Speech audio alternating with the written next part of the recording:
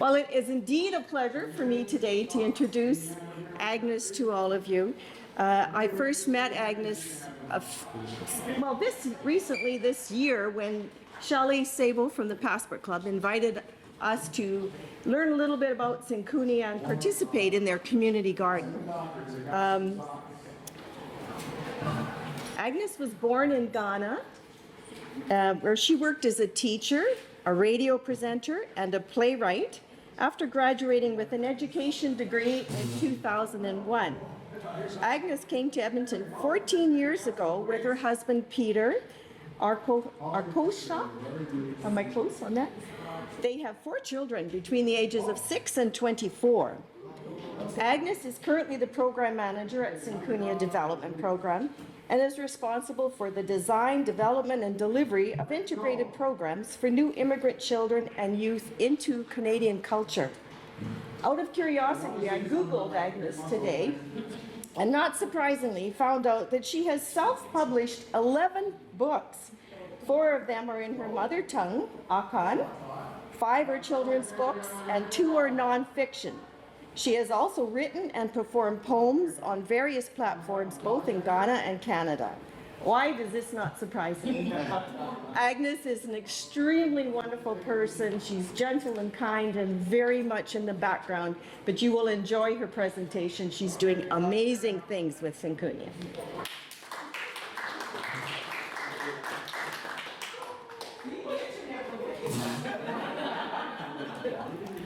Thank you, Brenda. And thank you for having me here. I feel very honored. And I come from a background that I don't normally read. So when I'm called to give a presentation, I rather talk than go to what I have prepared. I hope I stay on course. So Sinkunia, I think we've met a few of you, and you are familiar with the name because you pronounce it very well. It's a small village in Sierra Leone in West Africa.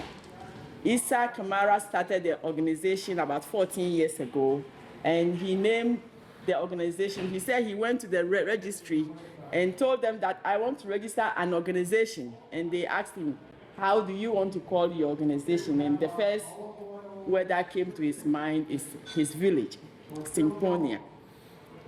I joined Sinkunia in 2009.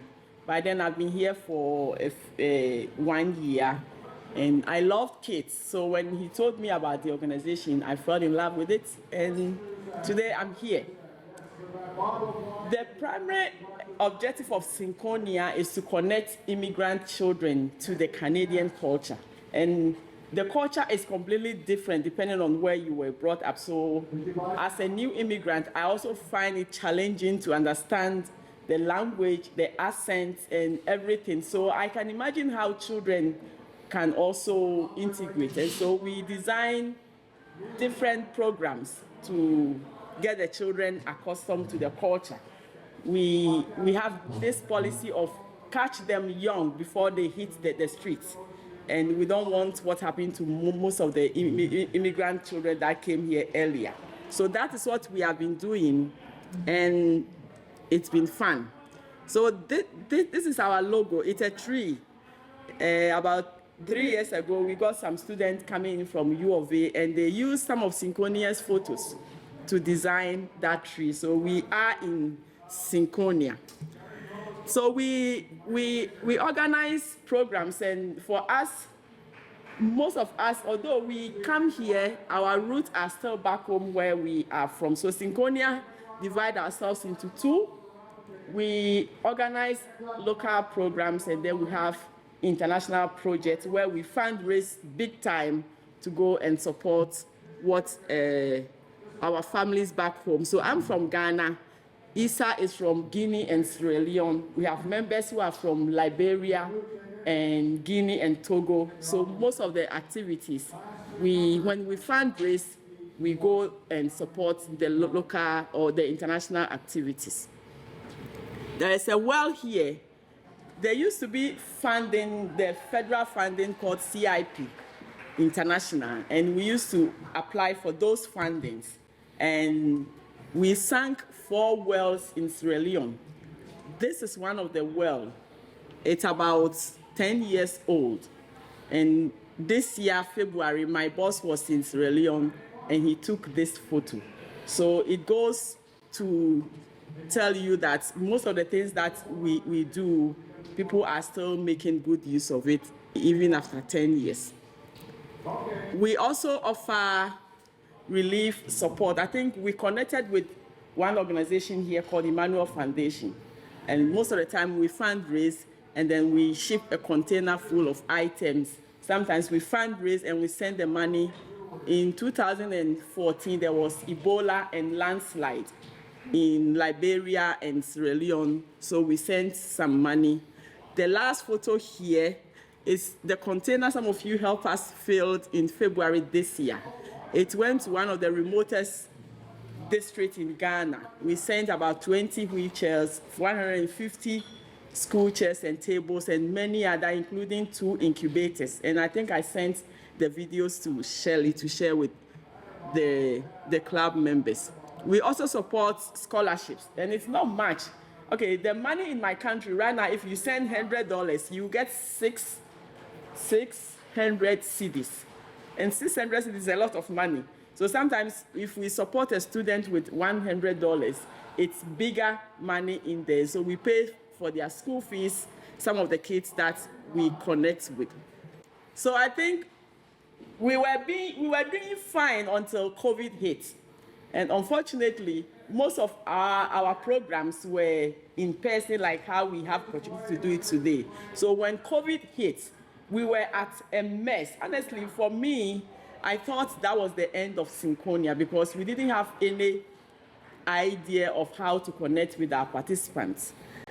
By then, I have enrolled as a student to do my master's with Athabasca, and I was doing digital education when I hated the computer so much. But we were forced to train ourselves, and then we applied for the emergency funding that the federal government brought. So we were able to create our programs and then send it to our participants online. Most of them wanted to participate, but they didn't have laptops and those devices. So we used some of the money that we received to buy 19 tablets for the kids. And then as at now, we have about 22 of the laptops and devices that we give to the children to participate.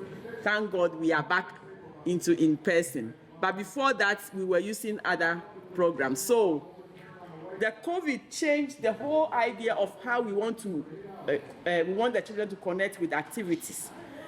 We were doing Zoom, and I think we got tired. The kids were fine because they were holding the devices. So we were trying to find a different means of doing something, and that's when I did agriculture in my first degree. So I said, let's go do gardening. And it was like it caught up with everybody in my team, and we were asking people. So last year, we participated in a lot of gardening activities, and we found it very fun. Like the kids, we bought 60 pots to give it to the children at home, and we asked them, do this and send us photos of the growth of your plants. And then we asked for places where they are gardening so we can take them. Thanks to Shelley, she informed me about Northland Urban Farm, and then she said, oh, there's a pop-up garden that is coming back up in your community, Parkington. So I registered with them too, and we took the kids throughout the summer of last year to participate in the gardening. And when we did it, we learned so much that we thought that, okay, I think this is a new way of getting the kids' hands on something. And so we talked to Shelley, and she said, okay, I'll ask around. And before we know, Sinkunia have our own garden. I think those of you who have been in our garden space, but a journey. So we want a garden. Where do we do it? We spoke to Shelley, and she talked to a lot of people, and we got a lot of support from the building owner who gave us the land. And then all of you, some of you came into our January, February, March work, like we did a Zoom workshop, and then in March we said, okay, let's meet as a group, and then we met. And honestly, when we were doing all of that, I didn't really think, how is this gardening going to be? Because the place was just bare. There was nothing. It was just grass. But if you come around right now to see the garden, those of you who were with us in June, July, we were planning, okay, this garden is speaking. How do we get the community to get to know what we do? And then there was this big program that were coming, that international president of Rotary Club is coming to Edmonton. And he said, okay, I think it's an opportunity for the club members to come and see, and for her herself to come. So we met and planned. We planned about food. We planned about how the kids are going to, what the kids are going to eat, and what we are going to do. And then we said we will cook our traditional food, and the kids will eat hot dog. But that day, thankfully, with a lot of support that we got, we were able to cook so much food that, that day when you all left, I have to pack food full of my car and drive to Hope Mission to go and give them the rest of the food. But it was so much overwhelming. The beautiful thing was, like we said, we incorporate and we inculcate. So when we planned for July 9th, we said, okay, we'll put it as part of our summer camp. And we had a lot of support. I think I have, okay. So imagine, this is the garden that we saw in July. So in April, that was how the space was like. And there was barely nothing. So we will meet as a group. They will draw the garden from their head, and then we put it, and then we come back into the space and we talk about it. But gradually, so this is one of the photos that was taken before July 9th.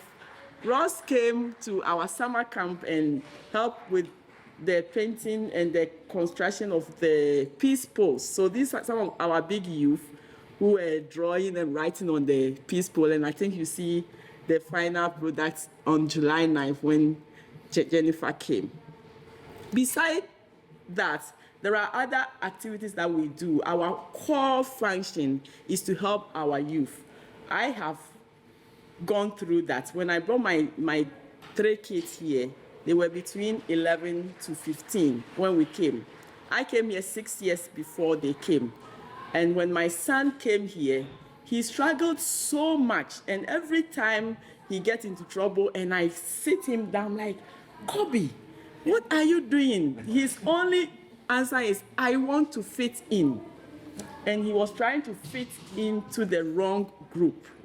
And it took so much support from everybody, our community members, ISA, to get Kobe back on track. So youth integration has been one of the biggest challenge that most of the immigrants face. And the reason is, when I come here, I told my family that I'm coming here to make money. I didn't say I'm coming here to raise my kids. So we leave our kids at home and we go do job in the morning. We take night shift. Some of us do 3 or 4 jobs. So our children really suffer. And that is why Sinkunia is so dear to my heart, that at least we get the kids to come to our space, connect with them. We fight with them. I think those of you who know me, you know how much I scream. Because I tell my kids, if I don't scream, you don't even brush your teeth. So I don't even feel shy when I scream at them. But at the end of the day, I just want them to know that we want you to do what we couldn't do when we told our family we were coming here for greener pastures. At least you are here. And so we've got, regardless of how much I scream, they come. And we got a lot of our youth doing very well. Some of them have gone to university, and about 4 of them came to work for us this summer, which for me, it shows that we are doing a good thing. One of the earliest programs that we started with is the after-school program. And that's every Saturday, we get them in a space, give them papers, paints, gingerbread, depending on the season, and we get them engaged. These were the time when we were doing the in-person. And these photos, I think some of them are over 4 years. So if you see some of the kids now, you will not recognize them. But yeah, we have been here. One of our stellar program is the summer camp. In 2014, Richard Monson invited us to be part of their collaboration. And so from 2014 up to now, we run summer camps every year, and the numbers are increasing every year. This year, we had a total of 127 kids who registered for the camp, and it was chaos. Like, they nearly threw us out of the school because we couldn't fit in, but we did. We managed to send every child home. There was no ambulance, there was no fire service, there was no police call, and every child got home safe. So for me, that is a testament that we are doing something. Now you come to our seniors.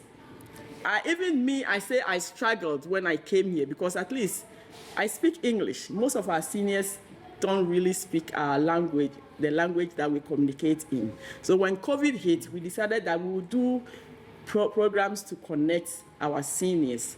We were able to connect with them through Zoom. And there are stories I can't even finish telling. Like when we're doing the Zoom session with the seniors, this grandmother, she's from Sudan, and she doesn't speak not even an iota of English. And she has this 8-year-old granddaughter who will sit with her and listen to what we are saying and interpret it to grandma. And grandma will also explain. I remember we were asking her, what were the food that you used to prepare when it is Christmas in the country where you come from? And she will explain this food to this Joanne little girl, and Joanne will tell us on Zoom in English. So it was really heartwarming to see that we didn't want them to be cut off, and they were also willing to participate. Today, these are some of the grandmothers. When the garden bloomed, we called them to come. We cooked, they harvested, they help us to plant, and it's growing. It is not just about the youth, but we have been able to connect with our seniors as well. Our biggest program has been the emergency food support. And for all the years, we thought that we were fundraising to go and feed our hungry families back home in Africa. But when COVID hit, we saw that the needs were right here. And most of the money that we received from Red Cross, we bought the food, but we collaborated big time with Edmonton Food Bank. I can't say enough how much we have benefited from Food Bank. Like almost every week, we take over 600, I don't know whether you call it pounds or whatever it is, from Food Bank, and we feed families upon families upon families every week. By the time we said the COVID has relaxed, we have reached almost about 2,000 individuals, and we are still going on. So we sometimes we say we want to stop doing the hamper program, but the calls come and the requests come, and you cannot say enough. But when we say all of this, why is Sinkunia doing what we are doing? We are doing what we are doing because we came here and this is not our land. I think I've told that story over and over again, that we don't know how the culture here is. It is completely different from the cultures that we came from. I am lucky that I speak English. I worked 2 years in Cyprus, and I didn't speak Greek. And it was the hardest and the loneliest part of my life. So there are families who come to our programs who don't speak English, and I feel for them. There are families who come to our program who doesn't have the education to go look for a job, and I feel for them. There are families who can't even, for example, okay, when I came here, my boss is like, Agnes, we are going to a dinner, and I was so happy. For me, a dinner is like a big pot of fufu and eba and green soup. I went there and there was just hot dog and hamburgers. And in my head, I felt so sad. I just went home and I poured a big bowl of cereal, and she said, Agnes, well, I'm like, but that was not food. So, it was completely disastrous for me, and she couldn't understand. And then she had a pantry full of staff, I think those of you, she has a freezer full of ice cream. I was a nanny. So me, when I pull the stuff out of the pantry, we sit there and we eat, we get the ice cream, and she will come and say, Agnes, don't eat junk food with my kids.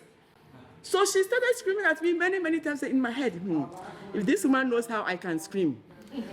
Then one day we got into a fight. Like, I left the house, and when I came back, the husband said, Agnes, we need to talk. And she said, you and Heather, every time you are screaming at each other. And I'm like, what is the meaning of junk food? Because me, I won't go to the market and buy things that I'm not supposed to eat. So if you have ice cream in the freezer and you have crackers and cheese and everything in the pantry and you say I should not eat, then why did you buy it? Then the daughter told me that, Agnes, when you go to sleep and mommy and daddy are watching TV, they eat junk food. That's the only time you can eat junk food.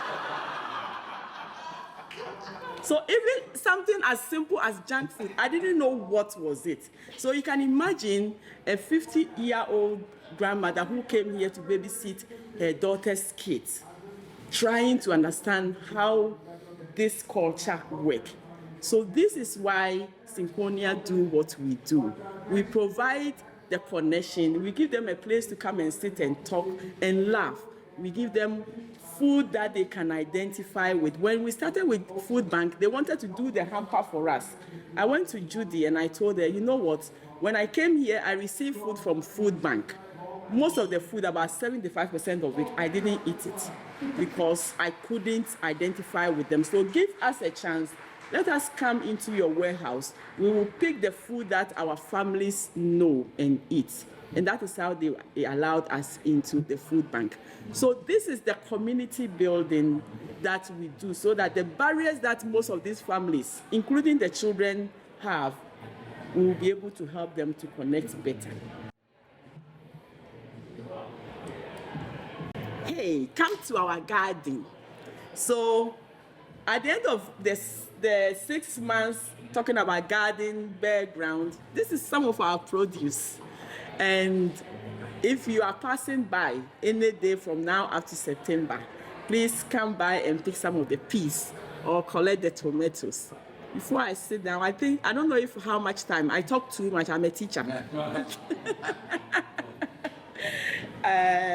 Ashley did a lot of workshop with us, and in that workshop, she piled up these photos, and I wanted to share. I don't think we have time to go through, but if you look at, this is how the whole garden project started, and this is, hey, look at that.